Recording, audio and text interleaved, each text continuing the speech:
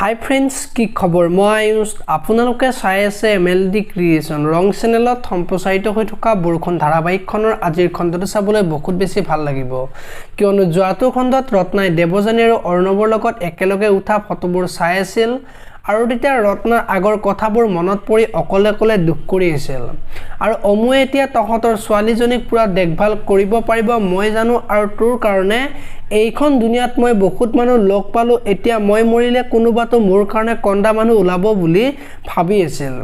আৰু তেতিয়া ৰত্নাক কোনোবাই ফোন কৰি অৰ্ণৱৰ কথা বেয়াকৈ কোৱা দেখিবলৈ পাইছিল। আৰু আজিৰ খণ্ডটোত ৰত্না অৰ্ণৱৰ ওচৰলৈ আহিব আৰু ৰত্নাক যে কোনোবাই ফোন কৰি অৰ্ণৱৰ এগেইনষ্টত ৰত্নাই বেলেগৰ আগত কিবা কোৱা বুলি কৈছিল, সেই সকলোবোৰ কথা অৰ্ণৱৰ আগত ক'ব আৰু তেতিয়া অৰ্ণৱ আচৰিত হৈ পৰিব। আৰু তেতিয়া ৰত্নাই এইবোৰ লাচিতৰ কাম, তাৰ বাহিৰে বেলেগ কোনো হ'ব নোৱাৰে বুলি ক'ব। আৰু তেতিয়া অৰ্ণৱৰ বহুত বেছি খং উঠিব আৰু লাচিতক মই মাৰিম বুলি ক'ব। আৰু তেতিয়া ৰত্নাই তই একো কৰিব নালাগে, মই কৰিম যি কৰিব লাগে বুলি অৰ্ণৱৰ আগত কোৱা দেখিবলৈ পাব। এইফালে আকৌ ৰত্নাই আজি লাচিতৰ ওচৰত যাব আৰু ক'ব তই মোৰ বদনাম চবতে গাই ফুৰিছ, এইবোৰ তোৰে কাম বুলি লাচিতক ক'ব। আৰু ৰত্নাই লাচিতক চৰ মাৰিব। এতিয়া বৰ লাচিতে সঁচা কথাবোৰ ক'বনে দেখিবলৈ পাব আজিৰ খণ্ডটোত।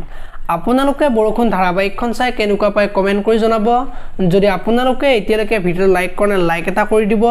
আৰু যদি চেনেলটো প্ৰথমবাৰৰ বাবে চাই আছে তেতিয়াহ'লে চেনেলটো ছাবস্ক্ৰাইব কৰি বেল আইকনটো প্ৰেছ কৰি দিব। ধন্যবাদ।